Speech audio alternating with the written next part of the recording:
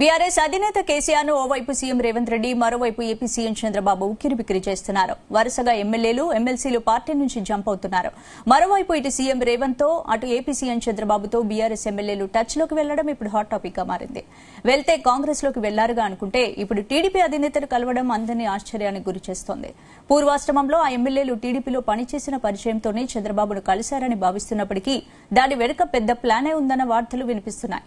ఇప్పటికే ఎమ్మెల్యేలు పార్టీ మారుతూ కేసీఆర్ కి ఊపిరి సలపనీయకుండా చేస్తుండగా ఇప్పుడు టీడీపీ అధినేతతో బీఆర్ఎస్ ఎమ్మెల్యేలు టచ్ లోకి వెళ్లడం కేసీఆర్ కు నిద్ర పట్టనీయడం లేదు.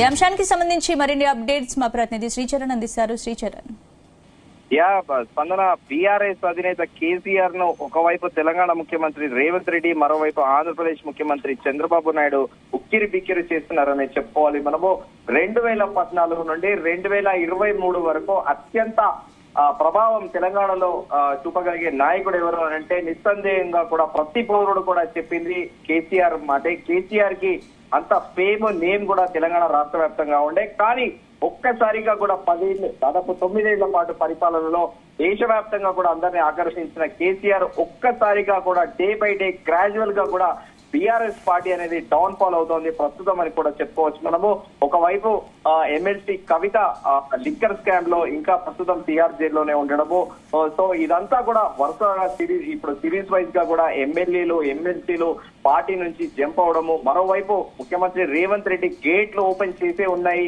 ఎవరైనా జాయిన్ అవ్వచ్చు అని పేర్కొనడము, ఇప్పుడు మొత్తం రాజకీయ సమీకరణాలు రోజు రోజుకు కూడా శరవేగంగా మారుతున్నాయి. కానీ బీఆర్ఎస్ అధినేత కేసీఆర్ స్ట్రాటజీ ఏంటి అనేది కూడా సర్వత్రా చర్చనీయాంశంగా మారింది. ఎందుకంటే ఎన్నడూ లేని విధంగా చంద్రబాబు నాయుడు కేసీఆర్ కి ఒక టఫ్ ఫైట్. ఎందుకంటే ఇద్దరు గతంలో ఉమ్మడి ఆంధ్రప్రదేశ్ లో కూడా నారా చంద్రబాబు నాయుడు కేబినెట్ లో కూడా కేసీఆర్ రవాణా శాఖ మంత్రిగా కూడా పనిచేశారు.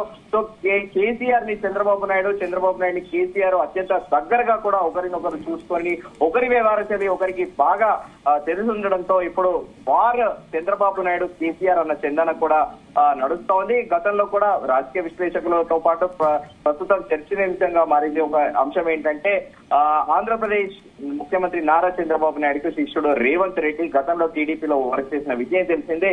ఇప్పుడు గురువు డైరెక్షన్ లోనే శిష్యుడు ఇక్కడ కేసీఆర్ ని ఉక్కిరి బిక్కిరి చేస్తున్నారా అనేది కూడా ప్రస్తుతం ఒక చర్చ నడుస్తోంది. దీనిపైనే కూడా విస్తృత స్థాయిలో కూడా రాష్ట్ర వ్యాప్తంగా కూడా చర్చ నడుస్తోంది. ఇటు పొలిటికల్ సర్కిల్స్ తో పాటు రాజకీయ విశ్లేషకులు కూడా దీనిపైనే ప్రస్తుతం ఇదే ఇష్యూని కూడా రైజ్ చేస్తూ వస్తున్నారు.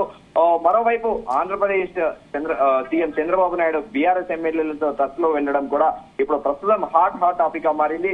వెళితే కాంగ్రెస్ లో వెళ్లారుగా అనుకుంటే ఇప్పుడు టీడీపీ అధినేతను కలవడం కూడా అందరినీ ఆశ్చర్యానికి గురి చేస్తుంది. పూర్వాశ్రమంలో ఆ ఎమ్మెల్యేలు టీడీపీలో పనిచేసిన పరిచయంతోనే చంద్రబాబుని కలిశారని కూడా భావిస్తున్నప్పటికీ దాని వెనుక పెద్ద ప్లానే ఉందని కూడా వార్తలు వినిపిస్తున్నాయి. ఇప్పటికే అంటే ఏంటి శ్రీచరణ్, ఇలా ఎమ్మెల్యేలు ఇలా వరుసగా వలసలు వెళ్తూ ఉంటే ఏంటి బీఆర్ఎస్ పార్టీకి మనుగడ కష్టమయ్యే అవకాశం ఉందా? ముందు పరిణామాలు ఎలా ఉంటాయి? డెఫినెట్ గా ప్రస్తుతము బీఆర్ఎస్ పార్టీకి పొలిటికల్ గా సర్వైవల్ కి కూడా క్వశ్చన్ మారుతుంది. ఎందుకంటే 6 ఎమ్మెల్సీలు అర్ధరాత్రి పూట ముఖ్యమంత్రి రేవంత్ రెడ్డి ఢిల్లీ పర్యటన ముగించుకొని రాగానే వాళ్ళు అర్ధరాత్రి కాంగ్రెస్ లో జాయిన్ అవ్వడము, దాంతో పాటు ఇప్పుడు కొత్తగా మరో 6 మంది ఎమ్మెల్యేలు కూడా జాయిన్ అవబోతున్నారు అనేది కూడా ప్రస్తుతము ఒక చర్చ నడుస్తోంది. దీనికి అథెంటిసిటీ అనేది అధికారికంగా గాంధీ భవన్ నుండి కూడా తెలపాల్సి ఉంది. 6 ఎమ్మెల్యేలలో ఆర్కిపూడి గాంధీతో పాటు కూకట్పల్లి ఎమ్మెల్యే మాధవరం కృష్ణారావు, జూబ్లీహిల్స్ ఎమ్మెల్యే మాగంటి గోపీనాథ్ అంటే చంద్రబాబు నాయుడు సామాజిక వర్గానికి చెందిన వ్యక్తి, కమ్మ సామాజిక వర్గానికి చెందిన నేపథ్యంలో ఎనియో ఇక్కడ ముఖ్యమంత్రి రేవంత్ రెడ్డికి నారా చంద్రబాబు నాయుడికి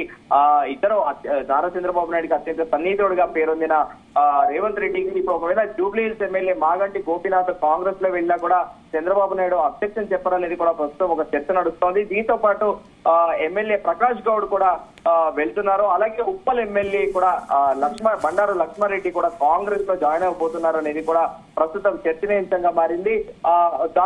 ఒకవైపేమో బీఆర్ఎస్ పార్టీ క్యాడర్ ని స్ట్రెంథెన్ చేయాలనే ఆలోచనల నేపథ్యంలో కేసీఆర్ వరుసగా సాధారణ కార్యకర్తల నుండి జిల్లా నాయకులు జెడ్పీటీసీ ఎంపీటీసీల నాయకులతోని ఫామ్ హౌస్ లో సమావేశాలు నిర్వహిస్తున్నారు. అపజయానికి కుంగిపోకుండా ఉండాలి, ఖచ్చితంగా విజయం సాధిస్తామని వారిని మోటివేట్ చేస్తున్నారు. మరోవైపు ఏమో బీఆర్ఎస్ ఎమ్మెల్యేలు వరుసగా పెట్టి గ్యాప్ ఇచ్చుకుంటూ కూడా అందరూ కాంగ్రెస్ లో వెళ్లడం ఇప్పుడు సర్వత్రా చర్చనీయాంశంగా మారింది. మొత్తం ఆంధ్రప్రదేశ్ ముఖ్యమంత్రి చంద్రబాబు నాయుడు డైరెక్షన్ లోనే ఇదంతా జరుగుతుందని కూడా ఒక వర్గం ఆరోపిస్తుంది. కానీ నిజ నిర్ధారణ అనేది దీనికైతే ఇప్పటికైతే లేదు. కాకపోతే ఎమ్మెల్యేలు చెప్పేది ఏంటంటే తమకు పెండింగ్ లో ఉన్న బిల్స్, తమ బిజినెస్ లు కానీ తమ కాన్స్టిట్యున్సీలో ఉన్న ప్రాబ్లంల రీత్యానే తాము కాంగ్రెస్ లో వెళ్తున్నామని ప్రస్తుతం వలసలు వెళ్లే ఎమ్మెల్యేలు అయితే ప్రస్తుతం పేర్కొంటున్నారు. స్పందన. Right, thank you Sreeju.